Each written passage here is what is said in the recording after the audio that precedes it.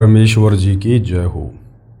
परमपिता परमात्मा सारी सृष्टि के रचनहार कुल मालिक, असंख्य ब्रह्मांडों के स्वामी, जगत गुरु, तीनों लोकों में प्रवेश करके सबका धारण पोषण करने वाले, राजाधीराज आत्माधार, नाथों के नाथ, देवों के देव महादेव, सर्वेश्वर महेश्वर मृत्युंजय अजरो अमर आदि अनादि सनातनी प्रभु, जगत पिता जगदीश्वर, श्री श्री 1008 की उपाधि के वास्तविक अधिकारी, अकाल मूर्त शब्द स्वरूपी राम वासुदेव, सर्वगतम ब्रह्म, परम पूज्य प्रथम पूज्य, परम संत, परम पुरुष, परम धनी, परम दयालु, सत्य कबीर, हक्का कबीर, अल्लाहु कबीर, अल्लाहु अकबर, बाखबर, अल्लाह ताला, जगत के तारणहार, जगत के मुक्तिदाता, जगत के जगन्नाथ, हारे के सहारे, हिंदुओं के राम, मुसलमानों के अल्लाह, सिखों के वाहिगुरु, ईसाइयों के मसीह, दया के सागर दयानिधि, करुणा के सागर करुणानिधि, स्वयंभू परिभू, संकट मोचन, कष्ट हरण, मंगल करण, दुख भंजन, अविगत कबीर, निर्विकार निर्विषम परमात्मा, अलय अलेख सतगुरु, आदि अनादि सतगुरु,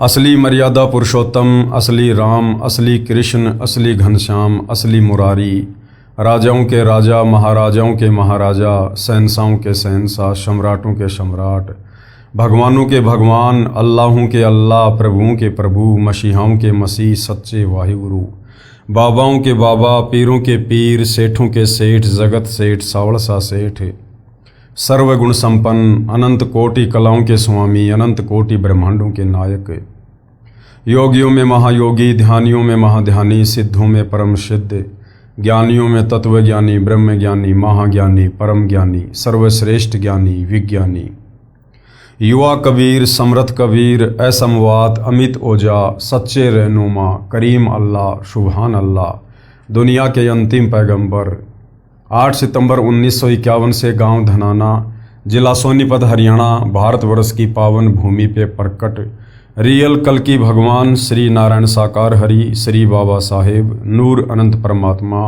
सच्चे दरवेश, सच्चे बाखबर, संत श्रोमणी सतगुरु रामपाल जी परमेश्वर जी के चरण कमल में आप और हम सभी भाई बहनों का अनंत कोटि दंडवत प्रणाम। सत्साई भाई और बहनों, बहुत बड़ी दया, बहुत बड़ी मेहर पूज्य गुरुदेव भगवान की, परमेश्वर रामपाल जी की, जिनके शुभ आशीर्वाद से, विशेष आशीर्वाद से, उन्हीं के सत्संगों के संग्रह के ऊपर बन चुकी पवित्र आध्यात्मिक पुस्तक कबीर बड़ा या कृष्ण के ऊपर वीडियो बनाने की श्रृंखला जारी है।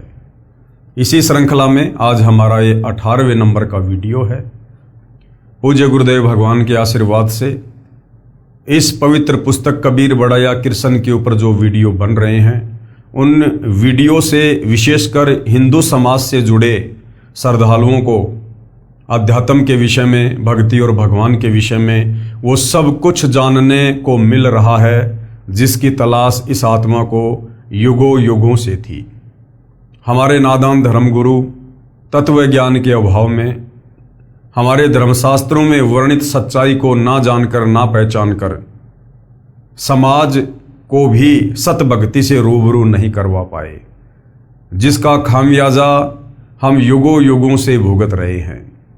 वो शास्त्र विरुद्ध साधना को करने के चलते हमारे पूर्वज आज प्रेत योनि में हैं, भूत योनि में हैं, लक 84 में पशु और पक्षी के जीवन में कष्ट भोग रहे हैं। और उसी रास्ते पर हमें भी इन अज्ञानी धर्मगुरुओं के द्वारा निरंतर चलाया जा रहा था। अब रजा हुई है पूर्ण ब्रह्म परमेश्वर जी की, जो साक्षात सतगुरु रामपाल जी के रूप में धरती पर प्रकट होकर हमारी आत्मा के कल्याण हेतु हमें शास्त्र अनुकूल साधना दे रहे हैं। और इस शास्त्र अनुकूल साधना को गीता अध्याय 4 श्लोक नंबर 34 के अनुसार तत्वदर्शी संत से ग्रहण करने के पश्चात हमें वो आध्यात्मिक लाभ और सुख प्राप्त हो रहे हैं जिनकी हम कभी कल्पना भी नहीं कर सकते थे। तो भाइयों और बहनों, इस पवित्र पुस्तक को लिखने का या वर्तमान में इसके ऊपर वीडियो बनाने का एक ही मकसद है कि आप मानव शरीरधारी सभी भाई बहन, वो चाहे किसी भी धर्म या मजहब से संबंधित हैं, आप अतिशीघ्र सतगुरु रामपाल जी से उपदेश प्राप्त करके अपनी आत्मा के कल्याण के मार्ग पर चलें। अन्यथा ये मनुष्य जन्म जो बड़ा दुर्लभ है और बड़े सौभाग्य से 184 योनियां भोगने के बाद केवल एक बार मिलता है। मानव जन्म दुर्लभ है, ये मिले न बारंबार, जैसे पेड़ से पत्ता टूट जाए फिर वापस नहीं लगता डार। और मानुष जन्म पाए कै जो नहीं रटे हरि नाम, भाई जैसे कुआं जल बिना फिर बनवाया क्या काम। अगर इस मनुष्य जन्म को प्राप्त करके हमने शास्त्र अनुकूल शत भक्ति पूर्ण संत से उपदेश लेकर शुरू नहीं की तो ये हमारा मनुष्य जन्म व्यर्थ हो जाएगा, चाहे हम वर्तमान में राजा हैं या बहुत बड़े सेठ हैं, क्योंकि ये मनुष्य जन्म सिर्फ और सिर्फ मोक्ष प्राप्ति के लिए मिलता है। तो ये पवित्र पुस्तक आपको इसी तरफ लेकर जा रही है कि पहले आप अच्छे से अपने शास्त्रों में वर्णित ज्ञान से सत साधना से परिचित हो जाएं, उसके बाद निसंशय होकर सतगुरु रामपाल जी को अपना सतगुरु धारण करके और अपनी आत्मा के कल्याण के मार्ग में आगे बढ़ें। तो भाइयों और बहनों, हमारा जो विषय चल रहा है वो है जनता की अदालत में सवाल जवाब। और जनता की अदालत में जज भी सतगुरु रामपाल जी ने जनता को ही बनाया है, क्योंकि वर्तमान में जनता शिक्षित है, एजुकेटेड है, पढ़ी लिखी है, अपनी आंखों से धर्मशास्त्रों को देख सकती है, पढ़ सकती है और सतगुरु रामपाल जी के तत्व ज्ञान को आधार बनाकर निष्कर्ष निकाल सकती है कि वास्तव में एक सर्वश्रेष्ठ परमात्मा कौन है, शास्त्र अनुकूल साधना क्या है, हमें किस भगवान की पूजा करनी चाहिए जिससे हमारी आत्मा का कल्याण हो। तो जनता की अदालत में मुकदमा चल रहा है कबीर बड़ा या कृष्ण। श्री कृष्ण जी को पूर्ण परमात्मा बताकर उनकी तरफ से जो पैरवी कर रहे हैं, यानी उनके जो वकील हैं, वो हैं सभी हिंदू धर्मगुरु, संत, शंकराचार्य, आचार्य सभी। और इधर कबीर जी की तरफ से उनके वकील हैं खुद कबीर जी यानी सतगुरु रामपाल जी। और सतगुरु रामपाल जी ने अभी तक आपने बहुत सारी वीडियो देख लिए हैं। जनता की अदालत में जनता के सामने हिंदुओं के धर्म ग्रंथों को, वेदों को, गीता जी को, पुराणों को दिखा दिखाकर प्रमाणित कर दिया है कि श्री कृष्ण उर्फ विष्णु ये नाशवान भगवान हैं, ये अविनाशी नहीं हैं, इनकी जन्म और मृत्यु होती है, इनके माता पिता हैं और ये किसी का मोक्ष नहीं कर सकते। और दूसरी तरफ कबीर जी के विषय में वेदों से और गीता जी से प्रमाणित कर दिया कि कबीर जी ही सुप्रीम गॉड हैं। गीता अध्याय 15 श्लोक 17 के अनुसार जो उत्तम पुरुष है, सर्वश्रेष्ठ परमात्मा है, जो तीनों लोकों में प्रवेश करके सबका धारण पोषण करता है, वो कबीर देव है। तो जनता धीरे धीरे अपनी आंखों से धर्मशास्त्रों में वर्णित सच्चाई को देखकर अध्यात्म के प्रति रुचि ले रही है और अध्यात्म में आगे और बहुत कुछ जानने के लिए कबीर जी के वकील सतगुरु रामपाल जी से सवाल कर रही है। और सतगुरु रामपाल जी उनके प्रत्येक सवाल का उन्हीं के धर्मशास्त्रों को दिखा दिखा कर जवाब दे रहे हैं। तो वर्तमान में जो टॉपिक है वो है श्राद्ध को लेकर कि ये जो श्राद्ध निकलवाए जा रहे हैं इन नादान धर्मगुरुओं के द्वारा, पंडित और ब्राह्मणों के द्वारा, ये शास्त्र विधि को त्याग कर मनमाना आचरण है। श्राद्ध विधि ना हमारे वेदों में वर्णित है, ना पवित्र गीता जी में वर्णित है। और गीता अध्याय 16 श्लोक 23 के अनुसार ये मनमाना आचरण है। यदि हम श्राद्ध निकालेंगे तो हम भी मरने के बाद अपने पूर्वजों के पास उन्हीं प्रेत योनियों में जाएंगे, भूत योनियों में जाएंगे, क्योंकि श्राद्ध निकालना भूत पूजा में आता है। गीता अध्याय 9 श्लोक 25 मना कर रहा है कि भूत पूजोगे तो भूत बनोगे, प्रेत पूजोगे तो प्रेत बनोगे। तो अब श्राद्ध निकालने की, यानी अपने उन पूर्वजों को जो शास्त्र विरुद्ध साधना करने के चलते इन नादान धर्म गुरुओं के कहने पर आज उन प्रेत योनियों में कष्ट भोग रहे हैं, उन पूर्वजों को मुक्ति दिलाने का सर्वश्रेष्ठ श्राद्ध कैसा है, वो सर्वश्रेष्ठ श्राद्ध की विधि क्या है, अब वो सतगुरु रामपाल जी आपको बता रहे हैं। यदि आप उनकी शरण में आकर उस विधि से श्राद्ध निकालोगे, यानी उनके बताए अनुसार भक्ति करोगे, 5 यज्ञ करोगे, तो आपकी 7 पीढ़ियों पहले के जितने भी पूर्वज हैं, वो चाहे प्रेत योनि में हैं, चाहे भूत योनि में हैं, चाहे पशु और पक्षी की योनि में हैं, चाहे नरक में कष्ट भोग रहे हैं, तुरंत उन्हें मनुष्य जन्म परमेश्वर प्रदान करेंगे और मनुष्य जन्म देकर उन्हें वर्तमान में अपनी शरण में लेंगे और उनका भी उद्धार करेंगे। तो वर्तमान में इस धरती पर यदि अपने पूर्वजों के कोई सर्वश्रेष्ठ श्राद्ध कर रहा है तो सतगुरु रामपाल जी के भगत ही कर रहे हैं। तो देखिए किस प्रकार से सतगुरु रामपाल जी हमें समझा रहे हैं। श्राद्ध करने की श्रेष्ठ विधि, यानी ये जो हमारे नादान धर्मगुरु पंडित आचार्य शंकराचार्य ब्राह्मण हमें जो शास्त्र विरुद्ध विधि श्राद्ध निकालने की बता रहे हैं, जिससे ना हमारे पूर्वजों की मुक्ति हो सकती, उल्टा हमारी दुर्गति होगी। तो इस शास्त्र विरुद्ध विधि के अतिरिक्त शास्त्र अनुकूल विधि क्या है श्राद्ध निकालने की, अपने पूर्वजों को मुक्ति दिलाने की, वो सतगुरु रामपाल जी बता रहे हैं। श्राद्ध करने की श्रेष्ठ विधि श्री विष्णु पुराण के तीसरे अंश में अध्याय 15 श्लोक 55-56 पेज 153 पर लिखा है कि श्राद्ध के भोज में यदि एक योगी यानी शास्त्र अनुकूल साधना करने वाले भगत को भोजन करवाया जाए तो श्राद्ध भोज में आए 1000 ब्राह्मणों तथा यजमान के पूरे परिवार सहित सर्व पितरों का उद्धार कर देता है। अब विवेचन क्या कह रहे हैं सतगुरु रामपाल जी। मेरे यानी लेखक के तत्व ज्ञान को सुन समझकर, यानी सतगुरु रामपाल जी हमें जो ज्ञान दे रहे हैं, जो सत्संग सुना रहे हैं, जो पुस्तकें लिखी हैं, इनको पढ़कर सुनकर समझकर भगत दीक्षा लेकर साधना करते हैं। ये योगी यानी शास्त्रोक्त साधन है। यानी जो व्यक्ति सतगुरु रामपाल जी के तत्व ज्ञान को समझकर उनसे उपदेश प्राप्त करके और उनके द्वारा बताई गई प्रत्येक मर्यादाओं में रहकर भक्ति करेगा, वो वास्तव में योगी है, शास्त्र अनुकूल साधक है। हम सत्संग समागम करते हैं, उसमें भोजन भंडारा लंगर भी चलाते हैं। जो व्यक्ति उस भोजन भंडारे में दान करता है, उससे बने भोजन को योगी यानी मेरे शिष्य तथा ये दास यानी लेखक यानी सतगुरु रामपाल जी सब खाते हैं। और ये दास यानी सतगुरु रामपाल जी अपने लिए कह रहे हैं कि सत्संग सुनाकर नए व्यक्तियों को यथार्थ भक्ति ज्ञान बताता है। शास्त्रों के प्रमाण प्रोजेक्टर पर दिखाता है, जिस कारण से श्रोता शास्त्र विरुद्ध साधना त्याग कर शास्त्रोक्त साधना करते हैं, यानी शास्त्रों में वर्णित सत साधना करते हैं। इस प्रकार उस परिवार का उद्धार हुआ। उनके द्वारा दिए दान से बने भोजन को भक्तों ने खाया, इससे पितरों का उद्धार हुआ। पितर जोनी छूटकर अन्य जन्म मिल जाता है। सत्संग में यदि 1000 ब्राह्मण भी उपस्थित हों तो वे भी सत्संग सुनकर शास्त्र विरुद्ध साधना त्याग कर अपना कल्याण करवा लेंगे। जैसे आप जी ने पहले पढ़ा कि कबीर जी ने गंगा के तट पर ब्राह्मणों को ज्ञान देकर उनकी शास्त्र विरुद्ध साधना को गलत सिद्ध करके सत्य साधना के लिए प्रेरित किया। उन ब्राह्मणों ने सतगुरु कबीर जी से दीक्षा लेकर अपना कल्याण करवाया। अन्य साधना जो शास्त्रों के विरुद्ध थी त्याग दी और सुखी हुए।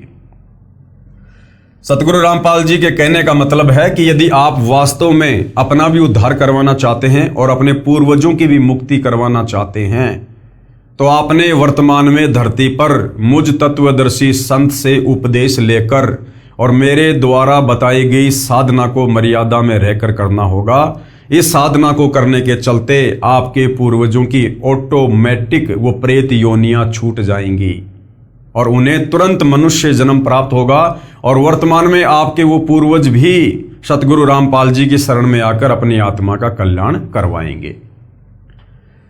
दास की प्रार्थना है कि वर्तमान में मानव समाज शिक्षित है, वह अवश्य ध्यान दे तथा शास्त्र विधि अनुसार साधना करके पूर्ण परमात्मा के सनातन परम धाम यानी शाश्वत स्थानम अर्थात सतलोक को प्राप्त करे, यानी काल के 21 ब्रह्मांडों से अपनी पूर्ण मुक्ति करवाए, जिससे पूर्ण मोक्ष तथा परम शांति प्राप्त होगी। पूर्ण मोक्ष यानी हम सतलोक चले जाएंगे, वहां जाने के बाद कोई जन्म और मृत्यु नहीं है, जिससे हम परम शांति को प्राप्त होंगे। क्योंकि जब तक हम जन्मते और मरते हैं हम कभी भी परम शांति को प्राप्त नहीं हो सकते। तो सतलोक में जाने के बाद इस आत्मा का जन्म और मरण सदा के लिए समाप्त हो जाता है। गीता अध्याय 15 श्लोक 4 तथा अध्याय 18 श्लोक 62 में जिसको प्राप्त करने के लिए कहा है, किसको? सतलोक को, सनातन परम धाम को। इसके लिए तत्वदर्शी संत की तलाश करो। गीता अध्याय 4 श्लोक 34।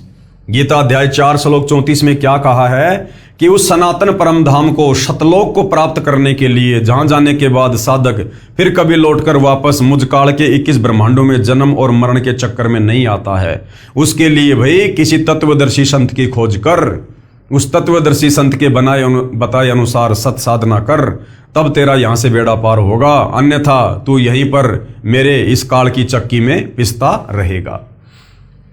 एक श्रद्धालु ने कहा कि मैं आपसे उपदेश लेकर आप द्वारा बताई साधना भी करता रहूंगा तथा श्राद्ध भी निकालता रहूंगा तथा अपने घरेलू देवी देवताओं को भी ऊपरले मन से पूजता रहूंगा, इसमें क्या दोष है? तो सतगुरु रामपाल जी क्या कह रहे हैं कि भैया, दो नाव की सवारी इस भक्ति मार्ग में नहीं चलती है। दो नाव की सवारी इस भक्ति मार्ग में नहीं चलती है। तो गुरुदेव भगवान कह रहे हैं कि मुझदास की प्रार्थना है, संविधान की किसी भी धारा का उल्लंघन कर देने पर सजा अवश्य मिलेगी। इसलिए पवित्र गीता जी व पवित्र चारों वेदों में वर्णित व वर्जित विधि के विपरीत साधना करना व्यर्थ है, बेकार है। इसका प्रमाण पवित्र गीता जी अध्याय 16 श्लोक नंबर 23 और 24 में है कि अर्जुन, शास्त्र विधि को त्याग कर यदि मनमाना आचरण करोगे तो ना मुक्ति होगी, ना गति होगी, ना कोई कार्य सिद्ध होगा। यदि कोई कहे कि मैं कार में पंचर ऊपरले मन से कर दूंगा, नहीं, राम नाम की गाड़ी में पंचर करना मना है। ठीक इसी प्रकार शास्त्र विरुद्ध साधना हानिकारक ही है। एक श्रद्धालु ने कहा कि मैं और कोई विकार नहीं करता, यानी ना मैं शराब पीता, ना मैं कोई मांस खाता, केवल तमाकू यानी बीड़ी, सिगरेट, हुक्का ही सेवन करता हूं। आपके द्वारा बताई पूजा व ज्ञान अति उत्तम है, मैंने गुरुजी भी बनाया है, परंतु ये ज्ञान आज तक किसी संत के पास नहीं है। मैं 25 वर्ष से घूम रहा हूं तथा 3 गुरुदेव बदल चुका हूं। कृपया मुझे तमाकू सेवन की छूट दे दो, शेष सारी शर्तें मंजूर हैं। तमाकू से भक्ति में क्या बाधा आती है? तो सतगुरु रामपाल जी ने किस प्रकार से समाधान किया है? लेखक की प्रार्थना, दास ने प्रार्थना की कि अपने शरीर को ऑक्सीजन की आवश्यकता है। तंबाकू का धुआं कार्बन डाइऑक्साइड है जो फेफड़ों को कमजोर व खून को दूषित करता है। मानव शरीर परमात्मा प्राप्ति व आत्म कल्याण के लिए ही प्राप्त हुआ है। इसमें परमात्मा पाने का रास्ता सुषुम्ना नाड़ी से प्रारंभ होता है। और सुषुम्ना नाड़ी गुरुदेव ने क्या बताई? ये जो हमारी नासिका है, एक छेद इस तरफ, एक छेद इस तरफ, और जहां पर ये हड्डी शुरू होती है, ये नाक का जो आगे का हिस्सा है, ये बहुत ही ये कोमल है क्योंकि इसमें कोई हड्डी नहीं है। और जहां से हड्डी शुरू होती है, यहां से बीच से, वहां पर एक बारीक सुराग और है, यानी दाएं और बाएं से भिन्न उस हड्डी के अंदर एक बहुत ही बारीक सा सुराग है, हल्का सा, सुई की नोक कैसी होती है उससे भी हल्का। और जैसे ही हम मनुष्य जन्म प्राप्त करते हैं, उसके बाद वो जो सुराग है वो धीरे धीरे धीरे धीरे बंद हो जाता है। शास्त्र विरुद्ध साधना के चलते या शास्त्र अनुकूल साधना ना मिलने के चलते या बीड़ी पीने के चलते, तंबाकू पीने के चलते, मांस खाने के चलते, वो हमारा सुषुम्ना जो द्वार होता है वो धीरे धीरे पूरी तरह से बंद हो जाता है। और जब तक वो सुषुम्ना द्वार नहीं खुलेगा तब तक हम त्रिकुटी पर नहीं जा सकते, हम मोक्ष के अधिकारी नहीं है। क्योंकि अंत समय में तत्वदर्शी संत के भगत की आत्मा शरीर से उसी सुषुम्ना द्वार के द्वारा बाहर निकलेगी। और वो सुषुम्ना द्वार सबसे ज्यादा बाधित होता है, सबसे ज्यादा बंद होता है धुआं से, तंबाकू की धुआं से, सिगरेट की धुआं से। इस धुआं से वो सबसे ज्यादा बाधित होता है, बंद होता है। इसलिए संतों ने तंबाकू को भक्ति मार्ग में मोक्ष के लिए सबसे ज्यादा हानिकारक बताया है। तो गुरुदेव भगवान क्या कह रहे हैं? इसमें परमात्मा पाने का रास्ता सुषुम्ना नाड़ी से प्रारंभ होता है। जो नाक के दोनों छिद्र हैं उन्हें दाएं को ईड़ा तथा बाएं को पिंगुला कहते हैं। इन दोनों के बीच में सुषुम्ना नाड़ी है जिसमें एक छोटी सुई में धागा पिरोने वाली छिद्र के समान द्वार होता है जो तंबाकू के धुएं से बंद हो जाता है, जिससे परमात्मा प्राप्ति के मार्ग में अवरोध हो जाता है। यदि परमात्मा पाने का रास्ता ही बंद हो गया तो मानव शरीर व्यर्थ हो गया। इसलिए प्रभु भक्ति करने वाले साधक के लिए प्रत्येक नशीले व अखाटे यानी मांस आदि पदार्थों का सेवन निषेध है। फिर क्या कहा एक श्रद्धालु ने एक श्रद्धालु ने कहा कि मैं तंबाकू प्रयोग नहीं करता, मांस व मदिरा सेवन जरूर करता हूं। इससे भक्ति में क्या बाधा है? ये तो खाने पीने के लिए बनाई गई है तथा पेड़ पौधों में भी तो जीव हैं, वह खाना भी तो मांस भक्षण तुल्य ही है। तो गुरुदेव भगवान ने क्या समझाया? मुझदास की प्रार्थना, यदि कोई हमारे माता पिता भाई बहन व बच्चों आदि को मारकर खाए तो कैसा लगेगा? आप कहोगे जी ये तो बहुत बेकार बात है। तो भैया, जैसा दर्द अपने को होवे ऐसा जान बिराने। वो जो आप बकरे खा रहे हो, मुर्गे खा रहे हो, झोटे खा रहे हो, अरे वो भी तो उसी परमपिता परमेश्वर के अंश हैं। उसी परमपिता परमेश्वर कबीर साहिब की आत्मा है जिसकी हम भक्ति करना चाह रहे हैं। और उसी परमेश्वर के बच्चों को यदि मार मार के खाएंगे और फिर यदि हम उनसे मोक्ष की उम्मीद करेंगे तो बिल्कुल भी नहीं मिलेगा। जैसा दर्द अपने को होवे वैसा जान बिराने, कहे कबीर वे जावे नरक में जो काटे शीस खुराने। जो पशुओं के शीस काट काट के, उनके खुरों को काट काट के खाते हैं, परमात्मा कहते हैं वो तो नरक में जाते हैं। नरक में भले तत्वदर्शी संत से उपदेश ले लो, और यदि ये बुराइयां नहीं छोड़ी जो नियम तत्वदर्शी संत बताता है, यदि एक भी नियम को आपने अच्छे से फॉलो नहीं किया, आप पूर्ण मोक्ष प्राप्त नहीं कर सकते। जो व्यक्ति पशुओं को मारते समय खुरों तथा शीस को बेरहमी से काटकर मांस खाते हैं, वे नरक के भागी होते हैं। भाई, चाहे आराम से खा लो, चाहे बेरहमी से मार के खा लो, मांस खाना, जीव हत्या करना इस भक्ति मार्ग में पूर्णतया निषेध है। जैसा दुख अपने बच्चों व संबंधियों की हत्या का होता है, ऐसा ही दूसरों को जानना चाहिए। रही बात पेड़ पौधों को खाने की, इनको खाने का भगवान का आदेश है तथा ये जड़ जूनी के हैं। यानी हम जो इंसान हैं, हम हैं चेतन योनि के प्राणी, और जो पेड़ पौधे हैं वो हैं जड़ जूनी के प्राणी। उनको काटने से दर्द नहीं होता है, उनको कोई पीड़ा नहीं होती है, क्योंकि वो जड़ जूनी के प्राणी हैं। और फिर परमपिता परमेश्वर जी ने 6 दिन में सृष्टि रच के यहाँ काल के लोक में आत्माओं को, पशु पक्षियों को और इंसानों को क्या क्या खाने के लिए आदेशित किया था, वो सारी बातें बाइबल में लिखी हुई हैं। कि जो इंसान हैं वो फल फ्रूट वगैरह, गेहूं, जौ, बाजरा, ज्वार, मक्का, परमेश्वर ने ये सब खाने के लिए दिया है। और जो ये पशु हैं, इनको परमेश्वर ने घास फूस वगैरह जो भी इनके लिए परमात्मा ने चारा बनाया है, ये सब खाने के उनको आदेश दिए हैं। मांस खाने का आदेश कबीर परमेश्वर जी ने इस 21 ब्रह्मांड में किसी को भी नहीं दिया। जानवरों को भी मांस खाने का आदेश परमेश्वर का नहीं है। और गुरुदेव भगवान ने बताया कि सतयुग की शुरुआत में लगभग 1 लाख वर्ष तक शुरुआत में शेर भी मांस नहीं खाता था। कुछ ऐसे पेड़ होते थे जिनको शेर अपना जो है पंजा मारता था, और एक बहुत ही अच्छा जो पदार्थ है वो उस पेड़ से निकलता था, उसको शेर खाया करता था। आगे चलकर धीरे धीरे व्यवस्था बदलती चली गई और शेरों का फिर मुख्य भोजन अन्य जानवरों को मारकर खाना ही रह गया। यानी कबीर परमेश्वर जी ने किसी भी जीव को मांस खाने का आदेश नहीं दिया है। रही बात पेड़ पौधों को खाने की, इनको खाने का प्रभु का आदेश है तथा ये जड़ जूनी के हैं। अन्य जो चेतन प्राणियों का वध प्रभु आदेश विरुद्ध है, इसलिए वो अपराध है, वो पाप है। मदिरा सेवन यानी शराब का सेवन भी परमात्मा का आदेश नहीं है, परंतु स्पष्ट मना है तथा मानव जीवन को बर्बाद करने का है। शराब पान किया हुआ व्यक्ति कुछ भी गलती कर सकता है, क्योंकि वो राक्षस की कैटेगरी में होता है।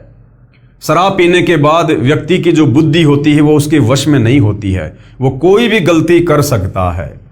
मदिरा पान धन तन व पारिवारिक शांति तथा समाज सभ्यता की महाशत्रु है। प्यारे बच्चों के भावी चरित्र पर कुप्रभाव पड़ता है। मदिरा पान करने वाला व्यक्ति कितना ही नेक हो, परंतु उसकी न तो इज्जत रहती है तथा न ही विश्वास।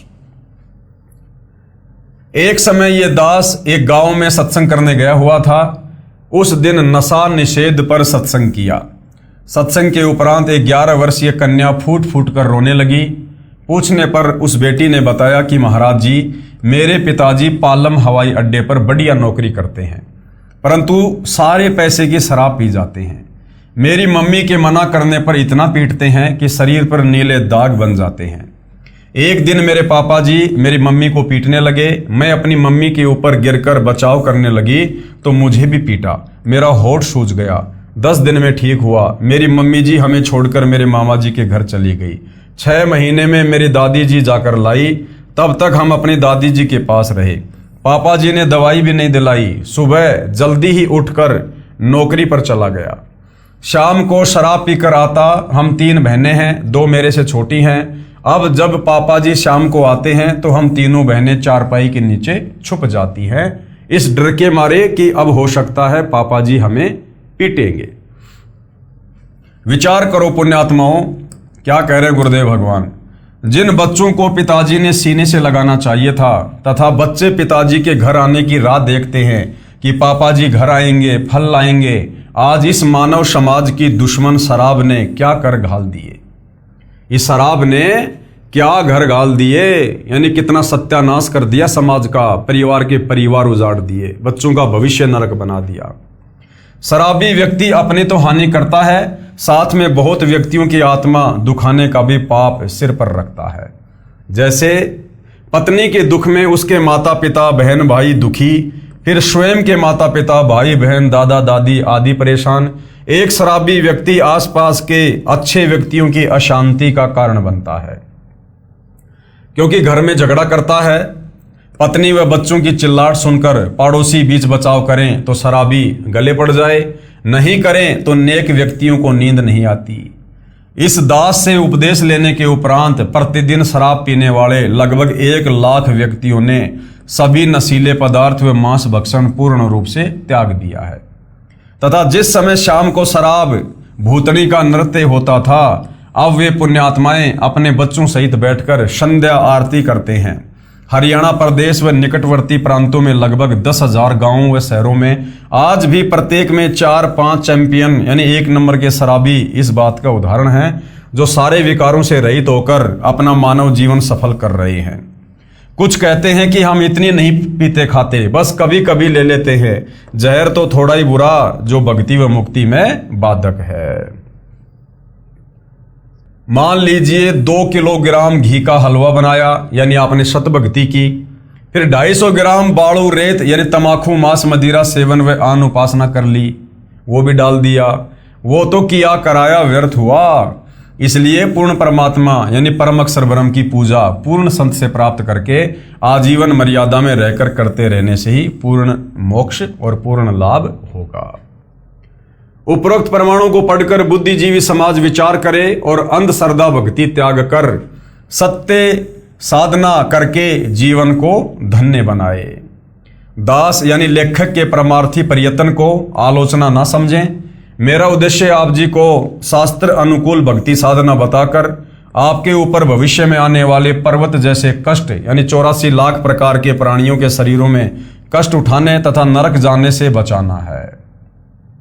मेरे अनुयायी इस तत्व ज्ञान से परिचित हैं। वे भी आप तक मेरे द्वारा लिखी पुस्तक पहुंचाकर आपके भविष्य को सुखी बनाने के मकसद से वितरित करते हैं।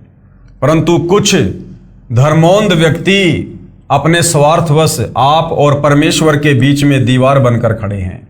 मेरे को तथा मेरे अनुयायियों पर झूठे आरोप लगाकर बदनाम करते हैं। आप जी अपनी आंखों प्रमाण देखो और सत्य की राह पकड़ो। हमारा उद्देश्य है कि हम संसार के लोगों को बुराइयों कुरीतियों से दूर करके सुखी देखना चाहते हैं। हम अपना प्रयत्न जारी रखेंगे। आप कब समझोगे, इंतजार करेंगे।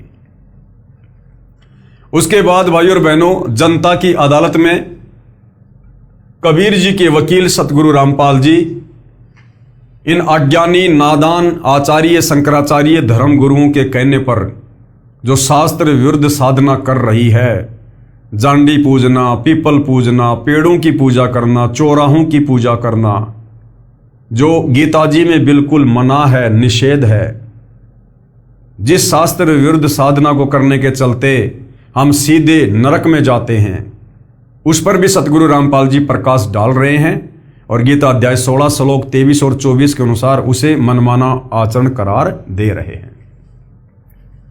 पीपल जांडी के पेड़ों तथा तुलसी के पौधों की पूजा पर टिप्पणी। वाणी संख्या 4। पीपल पूजय जांडी पूजय, सिर तुलसा के होया, और दूध पूत में खैर राखियो नू पूजू सू तोया। शब्दार्थ, परमेश्वर कबीर जी ने अंधश्रद्धा भक्ति करने वालों की अन्य साधनाओं का वर्णन किया है कि भोली जनता को ज्ञानहीन आध्यात्मिक गुरुओं ने कितने निम्न स्तर की साधना पर लगाकर उनके जीवन के साथ कितना बड़ा धोखा किया है। अज्ञानी गुरुओं से भ्रमित होकर पीपल व जांडी के वृक्षों तथा तुलसी के पौधों की पूजा करते हैं।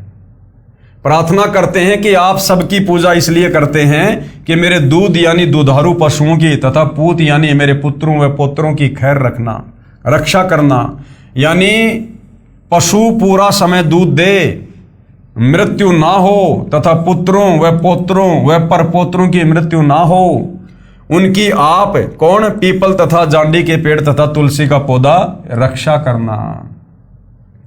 उन पेड़ पौधों के आगे हम इस प्रकार की अरदास करते हैं कि मेरे घर में बरकत देना, मेरे परिवार को सकुशल रखना, काम धंधे में बरकत देना। अब गुरुदेव क्या कह रहे हैं? परमेश्वर कबीर जी ने समझाया है कि हे अंधे पुजारियों, कुछ तो अकल से काम लो। जिस जड़ यानी जो चल फिर नहीं सकते वो पेड़ पौधे, उनको पशु हानि पहुंचाते हैं।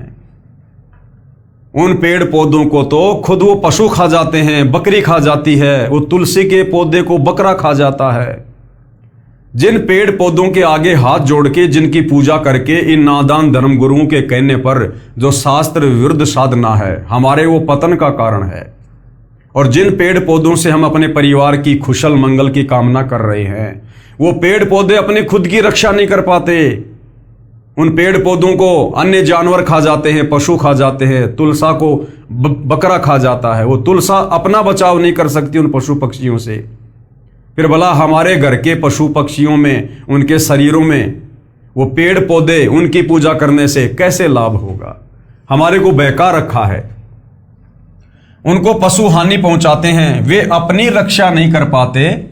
तुलसी को बकरा खा जाता है, वह अपनी रक्षा नहीं कर सकती। वृक्षों और पौधों की पूजा करके घर परिवार में आप धन वृद्धि तथा जीवन की रक्षा की कामना करते हो।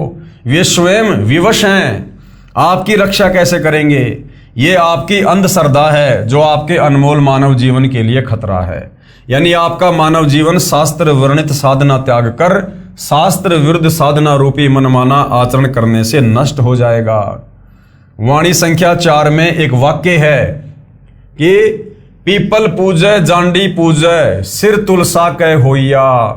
सिर होना का तात्पर्य है कि जो कुछ नहीं कर सकता अज्ञानता के कारण, उसी व्यक्ति से अपने कार्यवश बार बार निवेदन करना। वह व्यक्ति उस भोले मानव से कहता है कि मेरे सिर क्यों हो रहा है, मैं आपका ये कार्य नहीं कर सकता। परमेश्वर कबीर जी ने समझाया है कि जो आपके कार्य को करने में सक्षम नहीं है, जो कार्य परमात्मा के अतिरिक्त कोई नहीं कर सकता और जो स्वयं असहाय है, उनसे आप कार्य सिद्धि की आशा करते हैं, यह अज्ञानता है। वाणी संख्या 5 आगे कबीर परमेश्वर क्या बता रहे हैं? आप लिप आप पोते आप बनावे अहोइया, और उससे बोंदू पोते मांगे अकल मूल से खोइया। शब्दार्थ, परमेश्वर कबीर जी ने आन उपासना की एक और अंधश्रद्धा का स्पष्टीकरण किया है। कहा है कि एक भोली वरदा लोक वेद के अनुसार आन उपासना करते हुए स्वयं ही अहोई नामक माता यानी देवी का चित्र बनाती है। उसके लिए पहले दीवार को गारा तथा गाय के गोबर को मिलाकर लीपती है, यानी पलस्तर करती है। उस पर अहोई देवी का चित्र अंकित करती है। फिर उसकी पूजा करके पुत्र वधू के लिए बेटा मांगती है।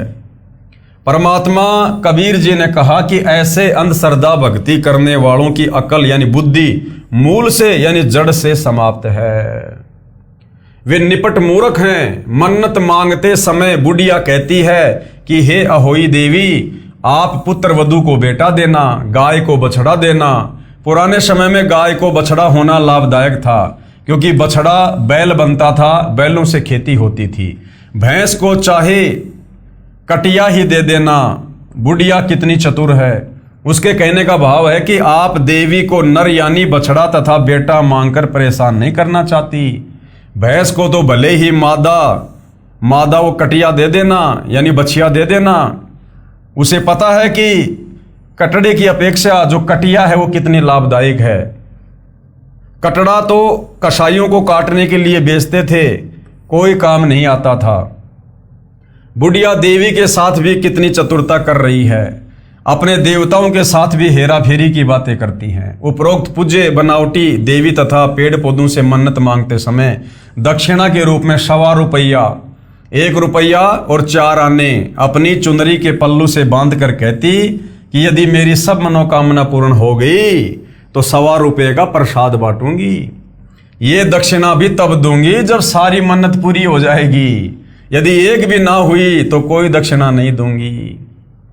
यानी हमारे को इस घटिया और ओछी साधना पर हमारे इन नादान धर्म गुरुओं ने लगा दिया, जिनको हम संस्कृत भाषा के बहुत बड़े प्रकांड ज्ञाता माना करते थे। भाइयों और बहनों, ये केवल संस्कृत भाषा से तो परिचित थे, लेकिन शास्त्रों की जो यथार्थता है ये उससे परिचित नहीं थे। जिस कारण से इन्हीं धर्मशास्त्रों में जो शास्त्र अनुकूल साधना लिखी हुई है उसके विपरीत ये हमारे से शास्त्र विरुद्ध साधना करवा रहे थे और पूरे समाज को इसी ओछी साधना पर लगा रखा था। परमात्मा के साथ धोखा। अब परमात्मा के साथ में धोखा कैसे, गुरुदेव भगवान समझा रहे हैं। कबीर जी कहते हैं कि अहरण की चोरी करे और करे सुई का दान, स्वर्ग जान की आस में कहे आया नहीं विमान। अहरण क्या होता है? लोहार जिस मोटे से लोहे को जमीन में दबाकर फिर उसके ऊपर किसी वस्तु को रख के चोट मारता है, तो जो जमीन में दबा हुआ लोहा होता है उसको कहते हैं अहरण। शब्दार्थ। परमात्मा कबीर जी ने कंजूस व्यक्ति की नीयत बताई है कि 2 नंबर का कार्य करके, यानी चोरी रिश्वत लेकर हेरा फेरी करके मिलावट करके धन तो करोड़ों का प्राप्त करता है और दान 1.25 रुपये का करता है। जैसे चोरी तो अहरण जितने लोहे की करता है, अहरण लोहार कारीगरों के पास होता है जिसका कुल लोहा 30 से 40 किलोग्राम वजन का होता है, और दान करता है केवल सुई जितना लोहे की कीमत का। उसी धर्म कर्म को मूर्ख इतना अधिक मानता है कि परमात्मा मेरे को स्वर्ग में ले जाने के लिए विमान भेजेगा। जब मनोकामना पूर्ण नहीं होती है तो वह कंजूस विचार करता है कि परमात्मा ने विमान भेजने में देरी क्यों कर रखी है। परमेश्वर कबीर जी ने ऐसे धर्म के कार्यों पर कहा है कि कबीर जिन हरि जैसा सुमरिया ताको तैसा लाभ, और ओषा प्यास न भागी जब तक दसे नहीं आब। क्या अर्थ किया है गुरुदेव भगवान ने? शब्दार्थ। परमेश्वर कबीर जी ने स्पष्ट किया है कि जो साधक जैसी भक्ति तथा दान धर्म करता है उसी के अनुसार लाभ देता है। पूर्ण लाभ के लिए धर्म कर्म भी पूर्ण करने से पर्याप्त लाभ मिलता है। जैसे घास पर गिरी ओस के पानी को चाटने से प्यास नहीं बुझती, प्यास बुझाने के लिए गिलास भरकर पानी पीना पड़ता है। इसी प्रकार परमात्मा से पूर्ण लाभ लेने के लिए दान धर्म भी पर्याप्त मात्रा में करना चाहिए। उदाहरण दिया है गुरुदेव भगवान ने समझाने के लिए। एक कंजूस व्यक्ति की दूध वाली भैंस गुम हो गई। उसे खोजने के लिए पिता पुत्र चल पड़े। रास्ते में सबसे पहले हनुमान जी का मंदिर आया। पिताजी ने मूर्ति के सामने संकल्प किया कि हे बजरंग बली, आपने तो 7 समुद्र के पार सीता माता की खोज कर दी थी, आपके लिए हमारी भैंस की खोज करना कौन सा कठिन कार्य है। यदि मेरी भैंस मिल गई तो अंजना के लाल 1 थन का दूध जब तक भैंस दूध देती रहेगी आपको चढ़ाया करूंगा। कृपया ध्यान देना, जल्दी करना। यह संकल्प उसका बेटा भी सुन रहा था। आगे गए तो फिर क्या हुआ? आगे गए तो रास्ते में शिव जी का मंदिर था। वहां उसने कहा कि भैंस मिल गई तो 1 थन का दूध शिव जी को चढ़ाने का वायदा कर दिया। आगे गए तो रास्ते में श्री कृष्ण जी का मंदिर था, 1 थन का दूध उसके लिए बोल दिया। और आगे गए तो रास्ते में गणेश जी का मंदिर था, 1 थन का दूध उसी तरह चढ़ाने का संकल्प करके पिता पुत्र आगे चले। तो उसके बेटे ने पिताजी से कहा कि पिताजी, जब तक भैंस दूध देवेगी तब तक 4 थनों यानी इस तनों का दूध यानी भैंस का सारा दूध तो देवता पिएंगे, फिर हम भैंस की खोज किस लिए करें, चलो वापस अपने घर ही चलते हैं। तो पिताजी क्या बोला, हेरा फेरी मास्टर यानी वो कंजूस पिता बोला, बेटा एक बार भैंस मिलने दे, इन देवताओं का जी जानेगा जैसा इनको दूध पिलाऊंगा। कि बेटा एक बार भैंस तो मिल जाए, वो तो बाद में देखूंगा देव देवता ने दूध पिलाना कि नहीं पिलाना। बेटा बोला पिताजी मैं समझा नहीं। तो पिताजी बोला भैंस मिलने के बाद 2 गिलास दूध और उसमें 2 गिलास पानी मिलाकर एक दिन एक एक गिलास चारों देवताओं को चढ़ाकर कह दूंगा, देवता जी आपका धन्यवाद, आपने भैंस मिला दी, परंतु मैं भी बाल बच्चेदार हूं, मेरे से आपकी पूजा में इतना ही दूध चढ़ाया जाएगा, यानी मेरी आर्थिक स्थिति इतना ही दूध चढ़ाने की है, आगे नहीं चढ़ा पाऊंगा, माफ करना, आप सबको दूध पिलाने वाले हो, आपको दूध की क्या आवश्यकता है, भैंस मिल गई यही पूजा की गई। परमेश्वर कबीर जी बताना चाहते हैं कि तत्व ज्ञान ना होने के कारण भगत की नीयत साफ नहीं हो सकती, जिस कारण से वह सांसारिक क्षेत्र में तो हेरा फेरी करता ही है, परमात्मा को भी नहीं छोड़ता। ये अंध भक्ति है जो शास्त्र के विरुद्ध है, जिसमें कोई लाभ होने वाला नहीं है, जिससे जीव की मानसिकता का विकास नहीं हो सकता। अब आगे पूज्य गुरुदेव भगवान शास्त्र विरुद्ध साधना के तहत जो हमारी माता बहनों से, ये हमारे नादान तत्व ज्ञानहीन धर्म गुरु सत्यनारायण की कथा करवाया करते थे, 16 शुक्रवार करवाया करते थे, तरह तरह के व्रत करवाया करते थे, तो इन शास्त्र विरुद्ध साधनाओं को करने से भी साधक को किसी प्रकार का कोई लाभ संभव नहीं है। 16 शुक्रवार के व्रत करना, वाणी संख्या 6, पति शराबी घर पर नित ही करत बहुत लड़ैया, और उसकी पत्नी 16 शुक्र व्रत करत है, देही नित तुड़ैया। परमेश्वर कबीर जी ने तत्व ज्ञानहीन उपासकों की अंधश्रद्धा भक्ति पर प्रकाश डाला है, कहा है कि बिना विवेक किए जो साधना करते हैं वो व्यर्थ है। और उदाहरण देकर समझा रहे हैं गुरुदेव। उदाहरण, एक लड़की का पति शराब पीता था, अन्य नशा भी करता था, कोई काम धंधा नहीं करता था, जमीन को वह लड़की ही संभालती थी। शराब पीने से मना करने पर वह शराबी अपनी पत्नी को मारता और पीटता था। घर नरक बना हुआ था। उस लड़की के माता पिता भाई भाभी सबने मुजदास यानी सतगुरु रामपाल जी से दीक्षा ले रखी थी, ज्ञान भी ठीक से समझा था। वे अपनी लड़की की दुर्दशा से चिंतित थे। एक दिन वे अपनी लड़की को समझाकर दीक्षा दिलाने आश्रम में मेरे पास लाए। लड़की को बताया गया कि कोई आन उपासना यानी मूर्ति पूजा, व्रत रखना आदि नहीं करनी है। लड़की ने कहा कि मैंने 16 शुक्रवार के व्रत करने की प्रतिज्ञा कर रखी है कि घर में शांति हो जाए, अभी तो मैंने आधे किए हैं, ये पूरे करके फिर नाम दीक्षा लूंगी। उस बेटी को अच्छी तरह समझाया, तब उस शास्त्र विरुद्ध साधना को त्यागने को तैयार हुई और दीक्षा लेकर सुखी हुई। पति ने भी शराब त्याग दी, पूरा परिवार दीक्षा लेकर शास्त्र विधि अनुसार साधना कर रहा है। विचार, अंधश्रद्धा भक्ति करने वालों को इतना भी विवेक नहीं कि जो साधना कर रहे हो इससे लाभ है या नहीं। उस बेटी से पूछा कि 16 शुक्रवार के व्रतों से ज्ञानहीन गुरुओं ने क्या लाभ बताया। उस लड़की ने बताया कि एक स्त्री का पति रोजगार के लिए दूर देश में चला गया, वहां वर्षों तक नहीं आया।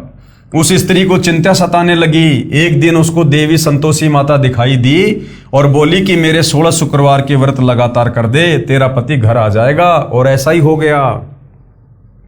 अब विचार करो, गुरुदेव ने कहा कि विचार करो बेटी, आपका पति तो तेरे पास ही रहता है, प्रतिदिन लड़ाई झगड़ा करता है, आपकी देही तोड़ता है यानी मारपीट करता है। आप भी इस व्रत को किस लिए कर रही हो? आपने तो ऐसा व्रत करना चाहिए था कि वह कई दिन तक घर में ना आए और मार भी ना खानी पड़े। आप तो अपनी आफत लाने का व्रत कर रही हो। कि चलो उस औरत ने तो इसलिए 16 शुक्रवार के व्रत किए कि उसका पति बाहर विदेश चला गया था और किसी कारण से वापस नहीं आ पा रहा था, तो वो तो अपने विदेश गए हुए पति को वापस स्वदेश लाने के लिए व्रत कर रही थी। और नादान तेरा पति तो तेरे घर पे रहता, तेरे पास में रहता, और रोजाना शाम को दारू पी के आता है, तेरे साथ मार पिटाई करता है, तेरी देह तोड़ता है, तो तूने तो नादान कोई ऐसा व्रत करना चाहिए जिससे तेरा पति घर में ना आए और तेरी पिटाई बच जाए। तो भाइयों और बहनों, कहने का मतलब है, इन नादान धर्म गुरुओं के कहने पर और अपने पवित्र धर्म शास्त्रों में वर्णित सत्य ज्ञान से अपरिचित होने के कारण हमें यह भी नहीं पता कि कौन सी साधना हमारे आत्म कल्याण के लिए है और कौन सी साधना हमारे जो है वो पतन के लिए है।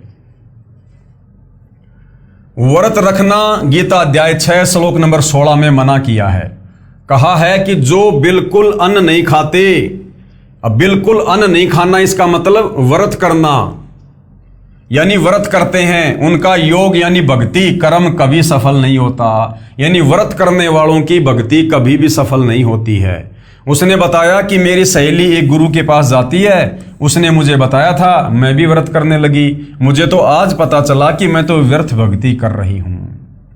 सूक्ष्म वेद यानी 5वें वेद में कबीर परमेश्वर जी ने कहा है, गुरुआ गाम बिगाड़े संतों गुरुआ गाम बिगाड़े, ऐसे कर्म जीव के ला दिए बहुर जड़े नहीं झाड़े।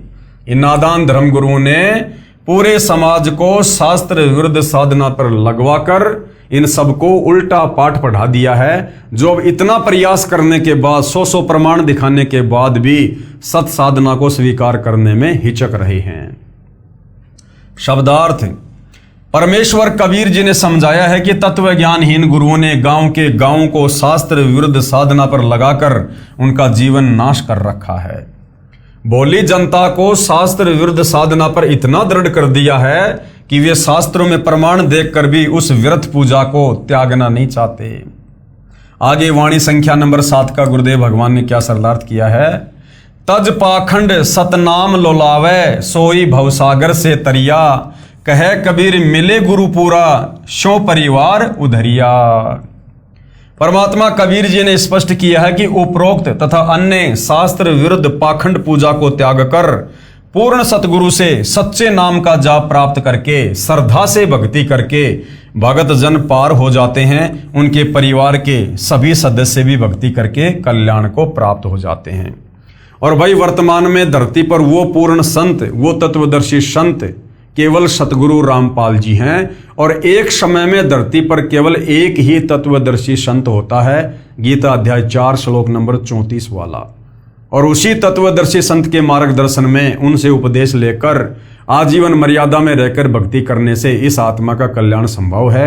अन्य पाखंड पूजा से, शास्त्र विरुद्ध साधना से हम केवल प्रेत योनि में, भूत योनि में, नरक में और लक 84 में और जन्म मरण में ही पड़े रहेंगे। अब पवित्र गीता जी में व्रत करने के विषय में क्या लिखा हुआ है। आगे भाइयों और बहनों, जनता की अदालत में कबीर जी के वकील सतगुरु रामपाल जी से जनता अध्यात्म के विषय में और सवाल कर रही है। प्रश्न, क्या एकादशी, कृष्ण अष्टमी या अन्य व्रत भी शास्त्रों में वर्जित हैं? क्या एकादशी का व्रत भी नहीं करना चाहिए? ये जो श्री कृष्ण जी की जो ये जन्माष्टमी आती है, क्या ये भी नहीं मनानी चाहिए? और ये जितने भी प्रकार के जो व्रत हैं, क्या ये भी हमारे शास्त्रों में मना किया हुआ है? तो उत्तर दिया है, गीता अध्याय 6 श्लोक 16 में बताया है कि बिल्कुल न खाने वाले यानी व्रत रखने वालों का योग यानी परमात्मा से मिलने का उद्देश्य पूरा नहीं होता, यानी व्रत रखने वालों की भक्ति बिल्कुल भी सफल नहीं होती है। ये हमारा पवित्र सदग्रंथ गीता कह रहा है। गीता अध्याय 6 श्लोक 16, हे अर्जुन, ये योग यानी परमात्मा प्राप्ति के लिए की गई साधना न तो बहुत खाने वाले का और ना बिल्कुल न खाने वाले का तथा न बहुत सोने वाले का और न सदा जागने वाले का ही सिद्ध होता है। यानी हमने मनुष्य जन्म में बैलेंस बनाकर चलना होता है, खाने को लेकर और नींद को लेकर। जो व्यक्ति बहुत ज्यादा खाना खाएगा, पेट को भरा भरा रखेगा, आवश्यकता से ज्यादा खाएगा, तो वो भक्ति क्या खाक करेगा? उसका शरीर तो टूटता रहेगा, अंगड़ाई लेता रहेगा, उसको आलस्य आएगा, उबासी आएगी, जम्भाई आएगी, पेट में उसके पीड़ा होगी, पेट में मरोड़े उठेंगे। तो वो व्यक्ति यानी बहुत ज्यादा भोजन खाने वाला भी कभी भक्ति सफल नहीं कर सकता। और बिल्कुल ना खाने वाला भी यानी व्रत रखने वाला, अब पेट में तो चूहे कूद रहे हैं, भक्ति करने बैठ गए, बार बार वो भूख याद आ रही है, तो फिर वो व्यक्ति भी भक्ति नहीं कर पाएगा। तो क्या करना होगा? संयम से भोजन करना होगा, ना ज्यादा खाना और ना बिल्कुल कम खाना। हमने मीडियम स्तर पर हमने भोजन करना है, जिससे हमारा शरीर भी स्वस्थ रहे, हम काम धंधा भी कर सकें और अपनी भक्ति भी कर सकें। इसी प्रकार जो व्यक्ति बहुत ज्यादा सोता है या बिल्कुल भी नहीं सोता है, वो व्यक्ति भी अपनी भक्ति को सफल नहीं कर पाता है। इसलिए व्रत रखना शास्त्र विरुद्ध होने से व्यर्थ सिद्ध हुआ। तीर्थ तथा धाम क्या है? इन नादान धर्म गुरुओं ने हमें शास्त्र विरुद्ध साधना के चलते तीर्थों पर, धामों पर केंद्रित कर दिया है कि गंगा जी से जल ले आओ, जल लाकर किसी मंदिर में डाल दो, आपका बेड़ा पार हो जाएगा। पैदल यात्रा करते हुए नीलकंठ जाओ, बद्रीनाथ जाओ, फला फला देवता के जाओ, तुम्हारे सर्व कार्य सिद्ध हो जाएंगे। फला फला तीर्थ पर जाकर इतना दान कर दो, इतना धर्म कर दो, उस तीर्थ पर जाकर ऐसे ऐसे स्नान कर लो, तुम्हारे पाप कट जाएंगे। जबकि इस प्रकार की साधना ये तीर्थों पर जाकर करना, धामों पर जाकर करना, मंदिर मस्जिद चर्च गुरुद्वारों में जाकर करना, ये पवित्र गीता जी के विरुद्ध होने से ये किसी भी प्रकार से लाभदायक नहीं है, उल्टा हम पाप के भागी बनते हैं। तो तीर्थ तथा धाम क्या है, इस विषय में भाइयों और बहनों हम अगले वीडियो में चर्चा करेंगे, क्योंकि जनता की अदालत में अब जनता धीरे धीरे अपने सर्व पवित्र हिंदू धर्म ग्रंथों को, विशेषकर चारों वेद, गीता जी और 18 पुराणों से जो ज्ञान सतगुरु रामपाल जी बता रहे हैं, जो प्रमाण जनता की अदालत में दिखा रहे हैं, उनको देखकर अब जनता धीरे धीरे अध्यात्म में रुचि ले रही है और सत साधना पर लगने से पूर्व अपनी समस्त प्रकार की शंकाओं का समाधान करवा रही है। तो भाइयों और बहनों, हम प्रत्येक विषय को धीरे धीरे लेंगे, धीरे धीरे आगे बढ़ेंगे, ताकि हम इन चीजों को समझते हुए आगे बढ़ें और फिर सतगुरु रामपाल जी से यानी तत्वदर्शी संत से उपदेश प्राप्त करके शास्त्रों में वर्णित शास्त्र अनुकूल साधना करके अपनी आत्मा का कल्याण करवा सकें। तो आज के इस विषय पर केवल इतना ही। अगले टॉपिक पर हम कल फिर चर्चा करेंगे। तब तक पूज्य गुरुदेव भगवान हम सबको आज्ञा दें, आशीर्वाद दें, सद्बुद्धि दें। बंदी छोड़ सतगुरु रामपाल जी परमेश्वर जी की जय हो।